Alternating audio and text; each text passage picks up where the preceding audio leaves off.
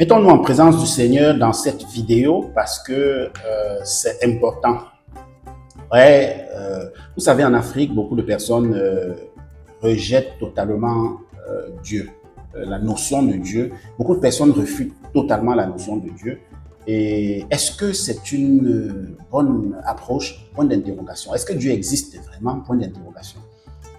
Donald Trump a commencé la première réunion de son cabinet en prière. Regardez ça. Before we begin the cabinet, I'd like to have Scott and a couple of people say a few things, but most importantly, where are you? This is a gentleman who's going places, the head of HUD, and he's going to say, you all know him, and you're going to say grace, and then we'll have our meeting, right? Thank you very much. Thank you, Mr. President. Let's pray. Father, we thank you for this awesome privilege, Father, to be in your presence. God, thank you that you've allowed us to see this day. The Bible says that your mercies are new every morning. And Father God, we give you the glory and the honor. Thank you, God, for President Trump, Father, for appointing us. Father God, thank you for anointing us to do this job. Father, we pray you'll give the president, the vice president wisdom, Father God, as they lead. Father, I pray for all of my colleagues that are here around the table and in this room. Lord God, we pray that we would lead with a righteous clarity. Father God, that as we serve the people of this country in every prospective agency, every job that we have, Father, we would humble ourselves before you and we would lead in the manner that you've called us to lead and to serve. Father, the Bible says that blessed is the nation whose God is the Lord. Well, Father, we today honor you, and in your rightful place, Father, thank you for giving us this opportunity to restore faith in this country and be a blessing to the people of America. And Lord God, today in our meeting, we pray that you will be glorified in our conversation. In Jesus' name, amen. Scott, that was a very good job you did. You've done that before, haven't you? Vous voyez, ça c'est le président de la puissance, la première puissance au monde. Donc c'est le président le plus puissant au monde. Qu'est-ce qu'il n'a pas, Donald Trump? Il a de l'argent ou pas? Bonne interrogation. Là, il peut avoir toutes les femmes qu'il veut ou pas? Bonne interrogation. Il peut se construire la maison là où il veut ou pas? Bonne interrogation. Il peut avoir tout ce qu'il veut, manger tout ce qu'il veut, McDonald's, KFC. Bref, bonne interrogation. Qu'est-ce qu'il manque, lui?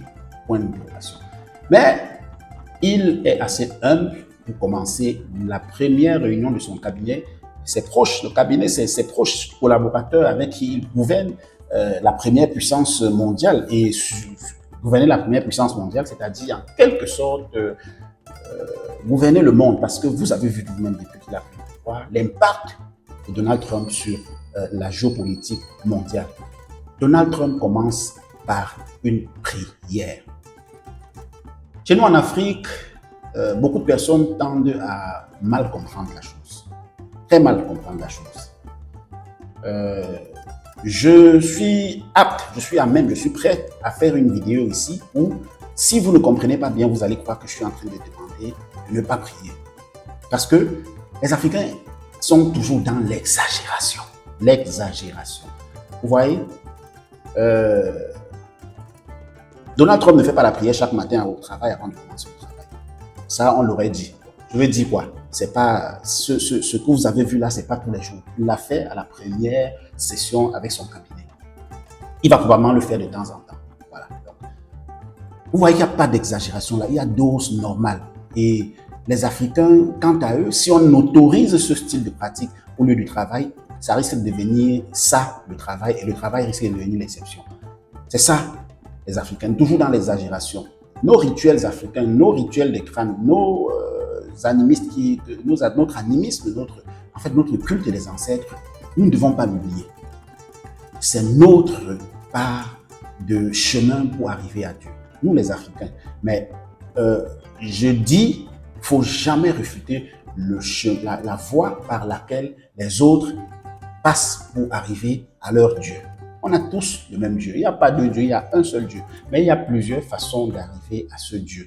Plusieurs façons, c'est-à-dire quoi? Il y a plusieurs voies d'arriver à ce Dieu. Si vous regardez très bien, toutes ces voies prônent une même chose. Il n'y a pas une voie reconnue qui arrive à Dieu et qui prône le mal.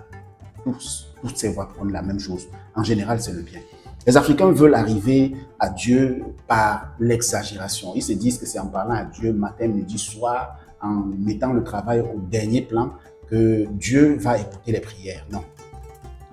Le président de la première puissance mondiale, Donald Trump, a commencé sa session, son cabinet, en prière. Ça, c'est un signe, c'est un message très fort. Et c'est un exemple qu'il faut tenir. J'encourage vraiment cet exemple à tenir. Confiez vos journées à Dieu selon votre, voilà, que ce soit Dieu, les ancêtres, oui, que ce soit les ancêtres. Confiez votre journée aux ancêtres, à Dieu passant par les ancêtres, je vous l'ai dit, que ce soit l'Église catholique, protestant, tout ça là. Confiez votre journée à Dieu en passant par la voie qui est recommandée par votre obédience. Mais les Africains sont dans l'exagération. Vous allez voir un Africain qui va commencer la prière à 9h, la finir à 17h. Mais le même Africain, on lui donne un travail. On lui demande de travailler de 9h à 15h. À partir de 2 heures de travail maximum, il sera en train de prendre son téléphone pour faire WhatsApp, pour appeler sa copine, pour faire les TikTok, pour faire les trucs, pour regarder. En fait, vous voyez, l'Africain ne sait pas se travailler sur ce qui est essentiel à l'instant pour lui. Quand on va dire ça, ça va choquer beaucoup de personnes qui vont dire qu'on a dit que Dieu n'est pas essentiel. Dieu est essentiel. Dieu est essentiel, mais même lui-même, Dieu dit aide-toi et le ciel t'aidera. Je pense que les chrétiens qui veulent toujours plonger dans l'exagération vont venir me sortir d'autres versets bibliques qui disent le contraire de aide-toi, le ciel t'aidera. Mais on sait tous que Dieu a demandé à l'homme de travailler et de manger à la sueur de son front. Et ça se redit un peu partout dans la Bible. Le travail avant tout, pas la prière avant tout. Le travail avant tout et la prière accompagnent le travail. Ou bien la prière précède le travail, mais le travail doit être plus important. En fait, quand je dis plus important, c'est doit occuper plus de temps dans ta vie que la prière. Parce que si tu te mets à prendre la prière en priorité, tu es en train de carrément passer à côté de ce qui est ta destinée. Donald Trump est un fervent chrétien. Ce n'est pas la première fois qu'on voit Donald Trump dans ce genre de pratique. On l'a souvent vu faire des prières, on l'a souvent vu à l'église. Et c'est un exemple, ça démontre d'ailleurs un peu, vous voyez, Donald Trump est arrivé au pouvoir, il a décidé que les papas, les gens qui font le machin avec papa, le papa qui devient maman, la maman qui devient papa, maman, papa, ou bien les trucs, voilà, les trucs là bizarres là, il a dit, il n'y a plus ça aux États-Unis, c'est fini. Ça, c'est son côté chrétien qui est passé dessus. Il y aura 2 genres, masculin et féminin. Ça, c'est son côté chrétien. C'est bien d'avoir des présidents qui ont peur, qui ont la crainte de Dieu. Parce que le monde était en train d'aller à l'envers. On vrillait déjà par je ne sais où. Les présidents comme ceux qu'on connaît là. Voilà, ceux qu'on connaît là.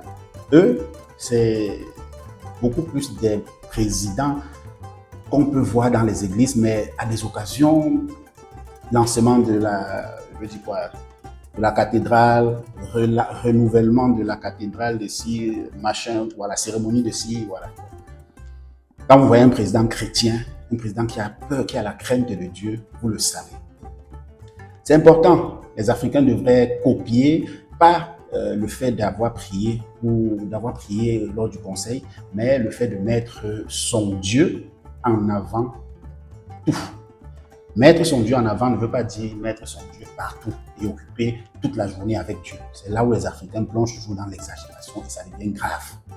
Et ça, c'est la première chose. Donc, on commence par la prière, c'est important, mais qu'on se rappelle que ce n'est pas la prière qui va nous faire manger. Ça, c'est la première chose.